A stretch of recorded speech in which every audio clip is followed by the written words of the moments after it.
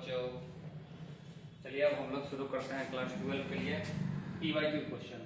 इसमें हम लोग पढ़ेंगे सिर्फ पीवाईक्यू क्वेश्चन, और इस पीवाईक्यू क्वेश्चन में हम लोग वेक्टर पे ज़्यादा ही ध्यान देंगे, ठीक है। और वेक्टर से ही सारा वेक्टर का पीवाईक्यू क्वेश्चन सॉल्व करेंगे। हम लोग क्लास 11th और क्लास 12 के लिए हम लोग पढ़ रहे हैं, ठीक है। सबसे पहले जितने भी क्वांटिटीज है उसको दो भागों में बांटा गया है। सबसे पहला टाइप है कौन सा, स्केलर क्वांटिटी, और दूसरा टाइप है वेक्टर क्वांटिटी, ठीक है। यहाँ पर देखते हैं जितने भी क्वांटिटी हैं उसको क्या किया गया है, दो भागों में बांटा गया। एक है स्केलर क्वांटिटी, एक है वेक्टर क्वांटिटी। इसलिए हम लोग यहाँ पे क्वांटिटीज को क्या किए हैं, दो भागों में बांट दिए हैं। एक है बाबू स्केलर क्वांटिटी और एक है वेक्टर क्वांटिटी। स्केलर क्वांटिटी में क्या होता है, स्केलर क्वांटिटी एक ऐसा क्वांटिटी होता है जिसमें केवल मैग्नीट्यूड होता है, ठीक है, जिसमें केवल न्यूमेरिकल वैल्यू होता है, उसको क्या बोलते हैं, स्केलर क्वांटिटी। एग्जांपल के लिए मास हो गया, लेंथ हो गया, टाइम हो गया, टेम्परेचर हो गया, डेंसिटी, स्पीड, ये सारा का सारा क्या है, स्केलर क्वांटिटी है। इसलिए इसका हम लोग डेफिनेशन में लिखे हैं लोग, a quantity that has only magnitude, ठीक है। A quantity that has magnitude only is known as scalar quantity. कोई दिक्कत, स्केलर क्वांटिटी हम लोग सिर्फ इसमें क्या देखेंगे, न्यूमेरिकल वैल्यू। जैसे मार्केट से आप लोग को बोल दिया जाए जाकर 5 केजी चावल खरीद के आइए, तो आपको ये पूछेगा किस दुकान से जाना है, जाइएगा 5 केजी चावल खरीद के लेके आ जाइएगा। यहाँ पे 5 केजी, ये जो न्यूमेरिकल वैल्यू है ये क्या हो जाएगा, स्केलर क्वांटिटी में हो जाएगा। इसमें सिर्फ क्या होता है, ये इसका मैग्नीट्यूड हो गया, जो न्यूमेरिकल वैल्यू होता है वो उसका क्या हो जाता है, मैग्नीट्यूड हो जाता है। बात करते हैं वेक्टर का, और वेक्टर में क्या होगा, एक ऐसा क्वांटिटी जिसमें क्या हो जाए, मैग्नीट्यूड के साथ साथ क्या हो, डायरेक्शन दी जाता है, तो क्या हो जाएगा, वेक्टर क्वांटिटी हो जाएगा, ठीक है। तो quantity that has magnitude as well as direction is called vector quantity. इस वेक्टर क्वांटिटी में सबसे पहले हम लोग फोर्स पढ़ते हैं, force equal to mass into acceleration, ठीक है। फोर्स पढ़ते हैं, वेलोसिटी पढ़ते हैं, एक्सेलरेशन पढ़ते हैं, मोमेंटम पढ़ते हैं। ये सारा का सारा क्या है, ये वेक्टर क्वांटिटी है। तो हम लोग अभी दो क्वांटिटी के बारे में जाने, एक पढ़े स्केलर क्वांटिटी के बारे में, एक पढ़े वेक्टर क्वांटिटी के बारे में। स्केलर क्वांटिटी में क्या होगा, सिर्फ मैग्नीट्यूड है। जैसे आप लोगों को घर से निकलना है और कहाँ जाना है ये पता नहीं, बस जाना है, तो सब के सब क्या हो जाएगा, सिर्फ स्केलर हो जाएगा। उसके साथ साथ डायरेक्शन बता दीजिए कि क्लास जाना है, हॉस्पिटल जाना है, स्कूल जाना है, तो डायरेक्शन आ गया तो क्या हो गया, वेक्टर क्वांटिटी हो गया। मैग्नीट्यूड के साथ साथ क्या हो गया, डायरेक्शन आ रहा है, तो इसको क्या बोलेंगे, वेक्टर क्वांटिटी। तो हम लोग यहाँ पे क्वांटिटी के बारे में देखे, तो दो क्वांटिटी स्केलर और वेक्टर। इसके आगे देखते हैं हम लोग टाइप्स ऑफ वेक्टर्स, ठीक है। स्केलर क्वांटिटी हम लोग का चैप्टर का नाम ही है वेक्टर, तो हम लोग टाइप्स ऑफ वेक्टर के बारे में पढ़ेंगे। वेक्टर को बहुत सारे टाइप में बांटा जाता है, लेकिन हम लोग विशेषकर क्या कर रहे हैं, हम लोग कुछ ही टाइप के बारे में पढ़ेंगे जो हमारे एग्जाम के पर्पस से बहुत जरूरी है। जैसे यूनिट वेक्टर। यूनिट वेक्टर का क्या खास बात है, यूनिट वेक्टर है, इसका जो मैग्नीट्यूड होता है हमेशा कितना होगा, 1 होगा। यूनिट वेक्टर का मैग्नीट्यूड हमेशा कितना होगा, 1 होगा। किसी भी यूनिट वेक्टर के मैग्नीट्यूड का बात किया जाएगा तो मैग्नीट्यूड कितना आएगा, 1 आएगा। डायरेक्शन कुछ भी हो जाएगा। अब डायरेक्शन में देखो, जैसे यूनिट वेक्टर है, और यूनिट वेक्टर में अलग अलग यूनिट वेक्टर भी पढ़ेंगे। अगर ये x डायरेक्शन में है, ये y डायरेक्शन में, और ये z, हम लोग एक मिनट देखते हैं। हम लोग यूनिट वेक्टर पढ़ रहे थे लोग, यूनिट वेक्टर हम लोग क्या पढ़े बाबू, यूनिट वेक्टर में पढ़े जिसका क्या हो, मैग्नीट्यूड कितना हो, 1 हो। यूनिट वेक्टर में मैग्नीट्यूड कितना हो, 1 हो। अभी हम लोग बात कर रहे थे, अगर ये x डायरेक्शन है, y डायरेक्शन है, और ये z डायरेक्शन है, तो x का यूनिट वेक्टर जो होता है वो y कैप होता है, y यूनिट वेक्टर जो होता है वो z कैप होता है, और z में जो यूनिट वेक्टर होता है वो क्या होता है, k कैप होता है। तो यूनिट वेक्टर का काम होगा बाबू, इसको डायरेक्शन निकालने के लिए हम लोग बार बार यूनिट वेक्टर का यूज करेंगे। यूनिट वेक्टर के बाद से हम लोग पढ़ेंगे इक्वल वेक्टर के बारे में। इक्वल वेक्टर का क्या खास बात होता है, इक्वल वेक्टर में होता है बाबू, इक्वल वेक्टर इक्वल वेक्टर में दो चीज होता है, एक तो क्या होगा, मैग्नीट्यूड बराबर होगा और प्लस डायरेक्शन क्या हो जाएगा, जो डायरेक्शन होगा वो सेम हो जाएगा, डायरेक्शन कैसा हो जाएगा, सेम हो जाएगा। ठीक है, तो हम लोग यहाँ पे वेक्टर में देखें, सबसे पहले यूनिट वेक्टर में क्या देखें, इसका मैग्नीट्यूड क्या हो जाए, एक हो जाए, और इसका यूज हम लोग डायरेक्शन फाइंड करने के लिए करते हैं। यूनिट वेक्टर का यूज जो करते हैं वो किसके लिए करते हैं, डायरेक्शन फाइंड करने के लिए करते हैं। डायरेक्शन फाइंड करने के लिए हम लोग यूनिट वेक्टर का यूज करेंगे। उसके बाद से इक्वल वेक्टर पढ़े, इक्वल वेक्टर में क्या देखे, मैग्नीट्यूड क्या होता है, इक्वल है, मैग्नीट्यूड क्या है, इक्वल है। ठीक है, दो वेक्टर है, दो वेक्टर को इक्वल वेक्टर बोलेंगे जब दोनों का मैग्नीट्यूड बराबर हो और दोनों क्या हो, सेम डायरेक्शन में हो। अगला है नल वेक्टर, तीसरा क्या है, नल वेक्टर। नल वेक्टर में मैग्नीट्यूड कितना होता है, मैग्नीट्यूड जो होता है नल वेक्टर का मैग्नीट्यूड हो जाता है 0। ठीक है, जो नल वेक्टर है इसका मैग्नीट्यूड कितना हो जाता है, 0। नल वेक्टर का बात किया जाए तो नल वेक्टर का मैग्नीट्यूड हो जाएगा 0। और निगेटिव वेक्टर का बात किया जाए, इसको थोड़ा सा इरेज कर लेते हैं। निगेटिव वेक्टर का बात किया जाए, मैग्नीट्यूड तो सेम हो लेकिन डायरेक्शन क्या हो जाए, ऑपोजिट हो जाए, तो उसको क्या बोलेंगे, निगेटिव वेक्टर। ठीक है, तो यहां पे हो जाएगा निगेटिव वेक्टर। इसमें क्या है, इसमें अच्छा बात यह है कि इसमें मैग्नीट्यूड जो है वो हो जाएगा इक्वल, सेम हो जाएगा, लेकिन जो इसमें डायरेक्शन हो जाएगा, डायरेक्शन का बात किया जाए तो ऑपोजिट हो जाएगा। ठीक है, तो यहां पे देखते हैं मैग्नीट्यूड सेम हो जाएगा और डायरेक्शन कैसा हो जाएगा, ऑपोजिट हो जाएगा। ठीक है, तो इसको क्या बोलेंगे, निगेटिव वेक्टर।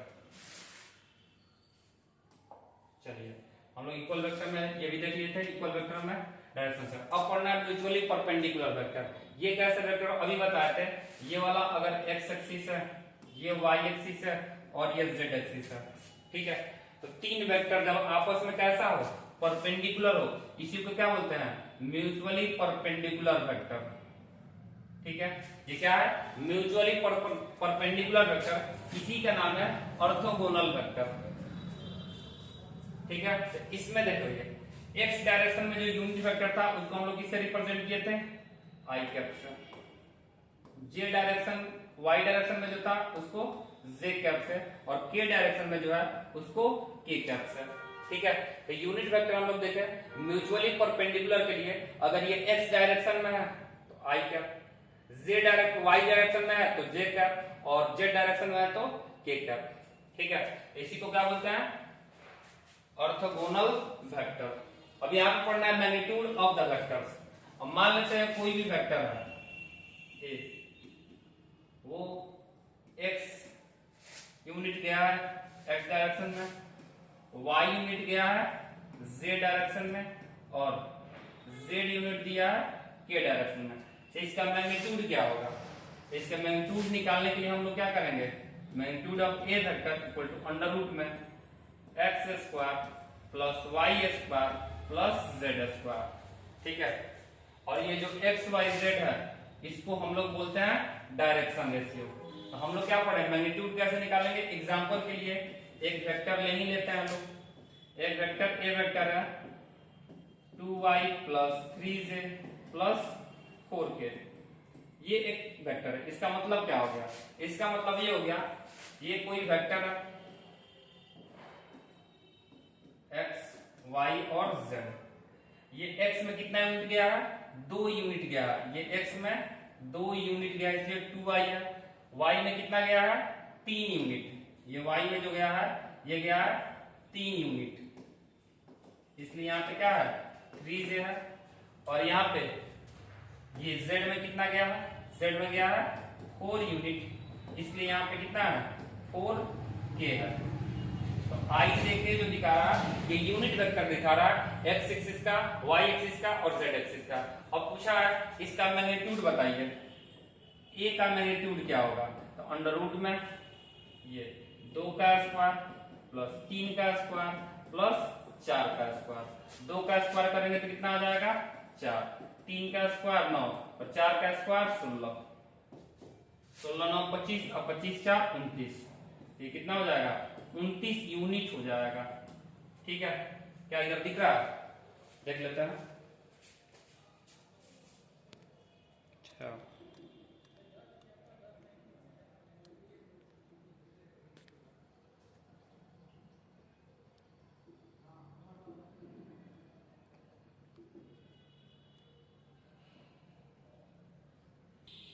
देखिए अब ठीक हो गया, कोई दिक्कत? कितना हो जाएगा? 29 यूनिट हो जाएगा। ठीक है, इसके आगे देखते हैं लोग, इसके आगे क्या किया जा सकता है, इसके आगे देखते हैं लोग। अब यहाँ पे करा और directed line segment is called vector. एक कोई लाइन है, इसको क्या ये यहाँ पे इसका पोजीशन ए दे दिया और इसका पोजीशन बी, और इसके बीच का जो डिस्टेंस है ए है। तो अगर ए बी दिखाना हो तो क्या लिखेंगे? ए बी इक्वल टू ए, ये इसका क्या है? मैग्नीट्यूड है। ठीक है, और मैग्नीट्यूड निकालना हो तो इसको मॉडुलस में लिखते हैं। अभी मैग्नीट्यूड निकालना भी सीखे थे। ठीक है, जैसे कोई एक ए वेक्टर है, ए वेक्टर है xi plus yj plus zk, तो ए का मैग्नीट्यूड कितना हो जाएगा? तो अंडर रूट में लिखे थे लोग, x square plus y square plus z square. ठीक है, यहाँ पे magnitude of A B vector क्या हो जाएगा? ए हो जाएगा। मान लेते हैं पोजीशन वेक्टर ऑफ ए कुछ भी मान लेते हैं, एक xi plus yj plus zk। ये क्या दे दिया? अगर ये पोजीशन वेक्टर ऑफ ए दे दिया है, ठीक है, और पोजीशन वेक्टर ऑफ बी मान लेते हैं ai plus bj plus ck। अब हम लोग निकालना है position vector of A B. तो position vector of A B कैसे निकालेंगे?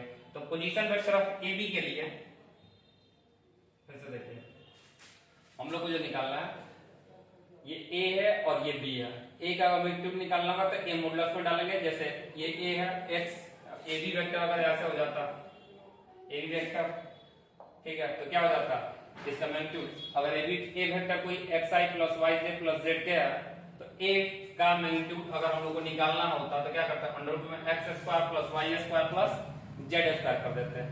लेकिन यहाँ पे हमारा मैग्नीट्यूड ऑफ ए बी निकालना है, तो ए बी ए के बराबर हो जाएगा जो इसका मैग्नीट्यूड है।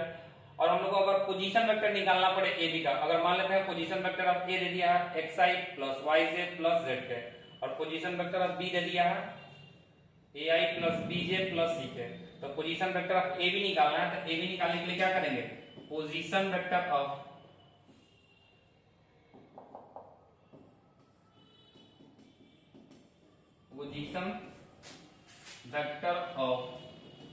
बी में से किसको घटाएंगे?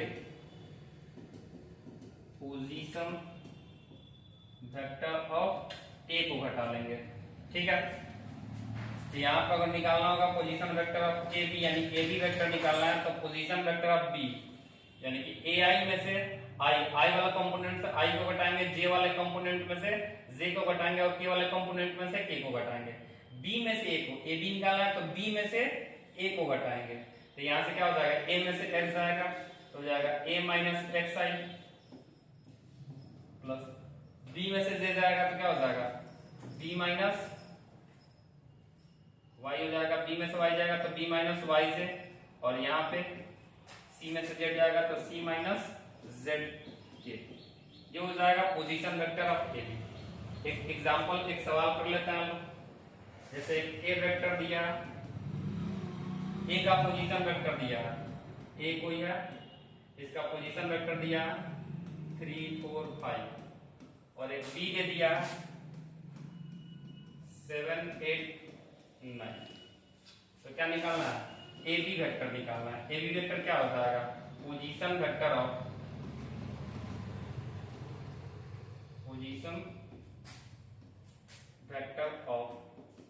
बी माइनस पोजीशन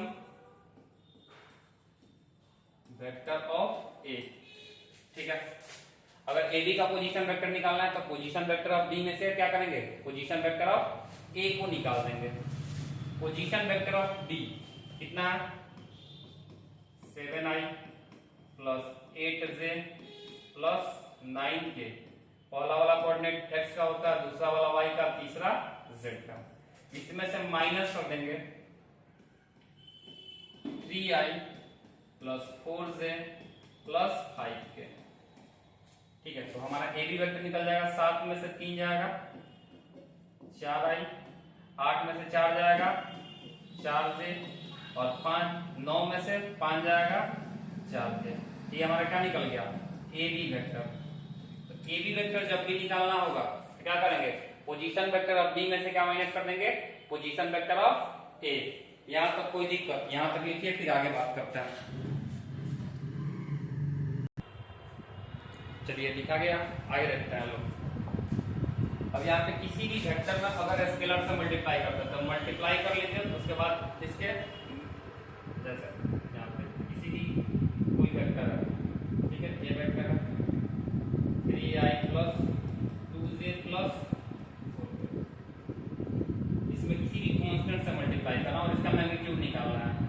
तो पहले क्या करिए, k से मल्टीप्लाई करके उसके बाद से मैग्नीट्यूड निकालिए, या फिर क्या, पहले a का मैग्नीट्यूड निकाल दीजिए, फिर k से मल्टीप्लाई कर दीजिए, कोई फर्क नहीं पड़ेगा। ठीक है, इसके बाद हम लोग को पढ़ना है डायरेक्शन रेशियो और डायरेक्शन कोसाइन। डायरेक्शन रेशियो और डायरेक्शन कोसाइन पढ़ने के लिए यहाँ पे देखा लो, बहुत ही आसान टॉपिक है डायरेक्शन रेशियो और डायरेक्शन कोसाइन। वो ये वेक्टर है ai plus bj plus c, ये क्या, ये कोई वेक्टर है, इसमें हम लोग को पता करना है डायरेक्शन रेशियो क्या होगा। डायरेक्शन रेशियो का बात किया जाए, डायरेक्शन रेशियो हो जाएगा, डायरेक्शन रेशियो जो हो जाएगा, जो इसका कोफिशिएंट है i से k का जो कोफिशिएंट है उसको क्या बोलेंगे, डायरेक्शन रेशियो। तो डायरेक्शन रेशियो क्या हो जाएगा, a, b, c। Direction ratio में कोई दिक्कत, डायरेक्शन रेशियो क्या होता है, कोफिशिएंट होता है, कोफिशिएंट ऑफ यूनिट वेक्टर। ठीक है, यहाँ पे a, b और c क्या हो जाएगा, इसका डायरेक्शन रेशियो हो जाएगा। डायरेक्शन कोसाइन निकालने के लिए सबसे पहले हम लोग को क्या निकालना पड़ेगा, यूनिट वेक्टर। क्या निकालना पड़ेगा, यूनिट वेक्टर। और यूनिट वेक्टर कैसे निकालते हैं इसके बारे में अभी जानते हैं। देखिए, यूनिट वेक्टर कैसे निकालेंगे इसके बारे में। कोई एक वेक्टर a है, ai plus bj plus c, इसका मैग्नीट्यूड निकालने हम लोग को आता है। a का अगर मैग्नीट्यूड निकालना हो तो क्या करेंगे, अंडर रूट में a square plus b square plus c square, b square plus c square, ये क्या हो जाएगा, a का मैग्नीट्यूड हो जाएगा। यूनिट वेक्टर निकालने के लिए उस वेक्टर में उसके मैग्नीट्यूड से क्या कर लेते हैं, डिवाइड कर लेते हैं। यूनिट वेक्टर निकालने के लिए क्या करते हैं, जो वेक्टर दिया उस वेक्टर में उसके मैग्नीट्यूड से डिवाइड कर लेते हैं। ये वेक्टर कितना दे दिया, ये वेक्टर दे दिया ai plus bj plus c। ठीक है, इसमें क्या करेंगे, इसके मैग्नीट्यूड से डिवाइड कर लेंगे, a square plus b square plus c square. ये क्या हो जाएगा, यूनिट वेक्टर। और यूनिट वेक्टर को रिप्रेजेंट कैसे करते हैं, a कैप। a कैप कितना आ गया, ai अंडर रूट में a square plus b square plus c square. फिर अगला bj अंडर रूट में a square plus b square plus c square. और यहाँ पे c के अंडर रूट में a square plus b square plus c square. ये आ गया क्या, यूनिट वेक्टर।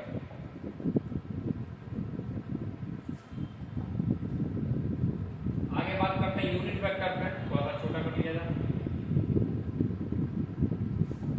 तो जो यूनिट वेक्टर का कोफिशिएंट आया था, ये जो यूनिट वेक्टर का कोफिशिएंट आया था, ठीक है, ये जो यूनिट वेक्टर का कोफिशिएंट आया था, यहाँ पर भी लिया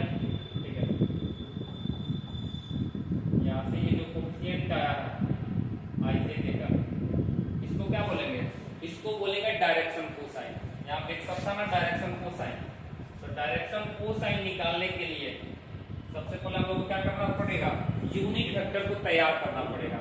और यूनिट वेक्टर जब तैयार हो जाएगा तो डायरेक्शन कोसाइन क्या हो जाएगा, a बाई अंडर रूट में a square plus b square plus c square.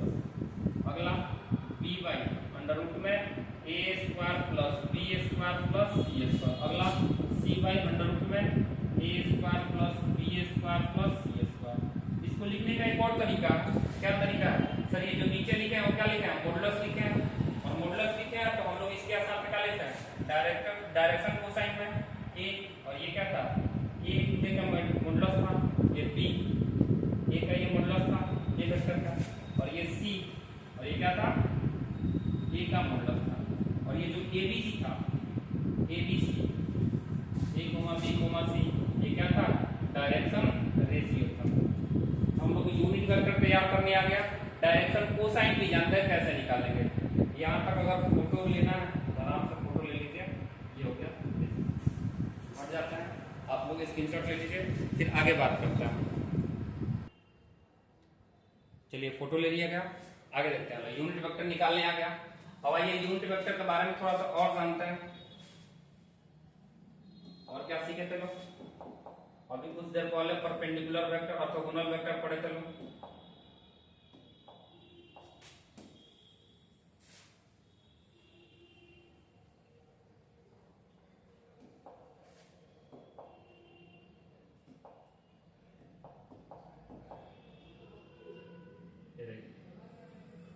ये वाला अगर एक्स एक्सिस होता,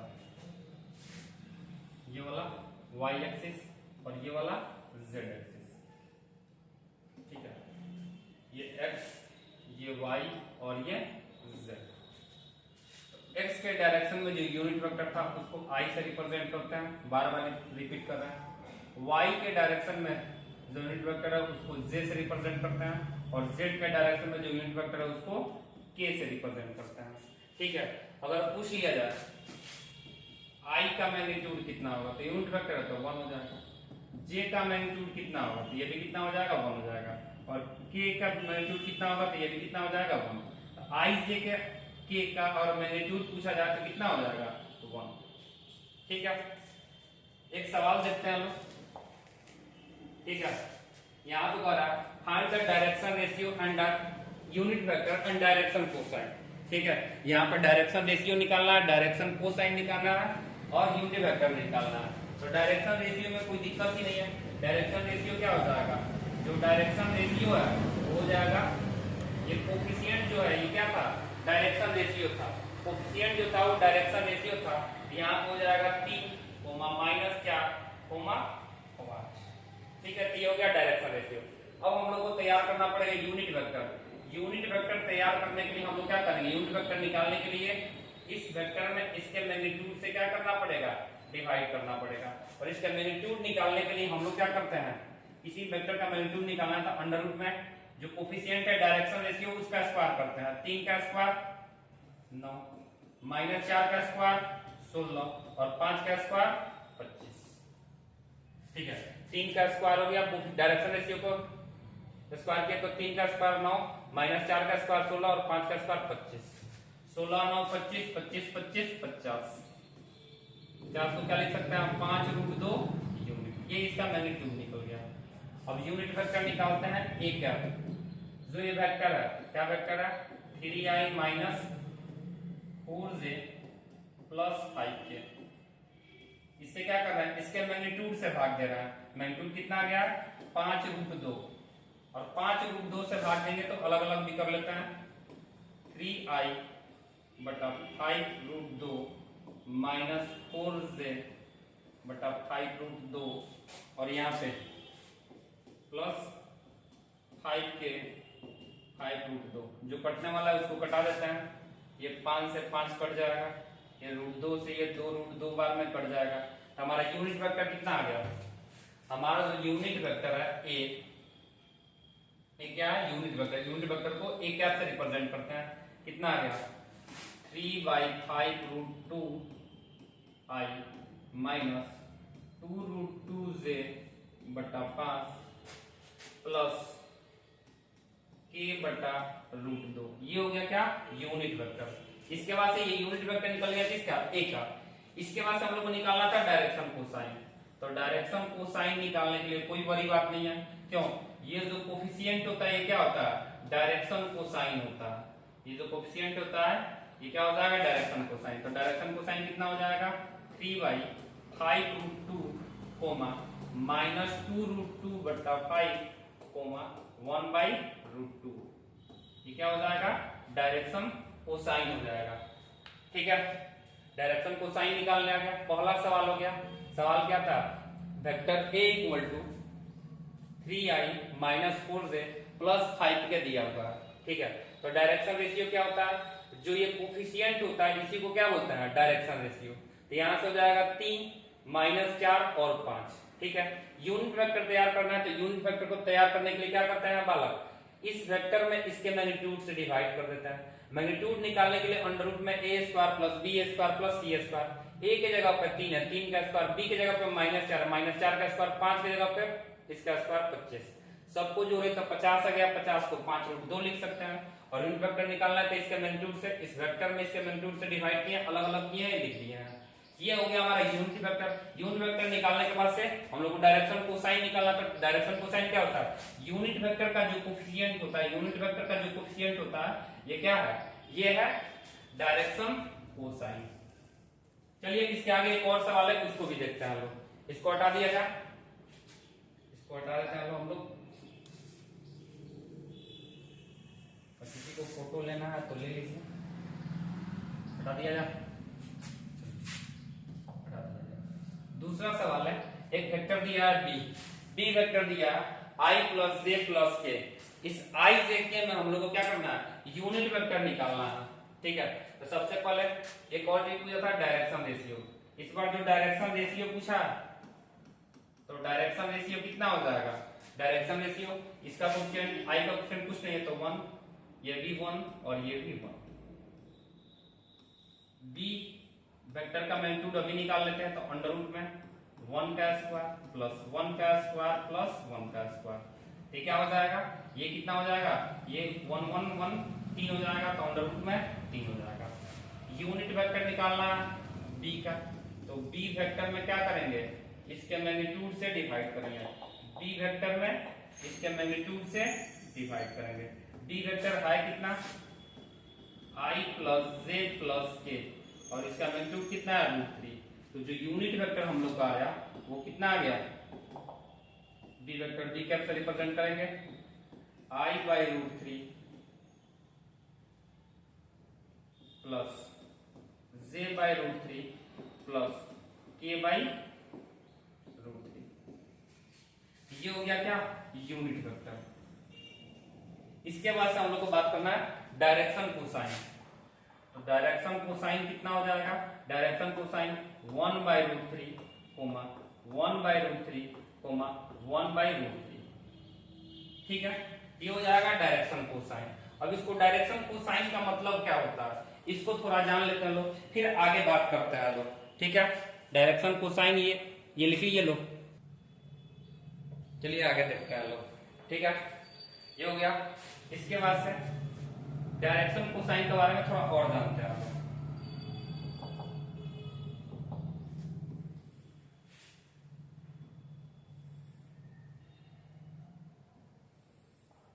देखिए, ये हो गया x एक्सिस, ये हो गया y एक्सिस और ये हो गया z एक्सिस। ठीक है, कोई एक वेक्टर है, ठीक है, ए वेक्टर जो है इसका कोऑर्डिनेट लिख देता है xi प्लस, एबीसी के फॉर्म में लिख रहे थे, एबीसी के फॉर्म में लिख देते हैं ai plus bj plus ck। इसका मतलब क्या हो गया, ये a के डायरेक्शन में a यूनिट, x के डायरेक्शन में a यूनिट गया, b के डायरेक्शन में y के डायरेक्शन में ये b यूनिट गया और z के डायरेक्शन में ये c यूनिट गया।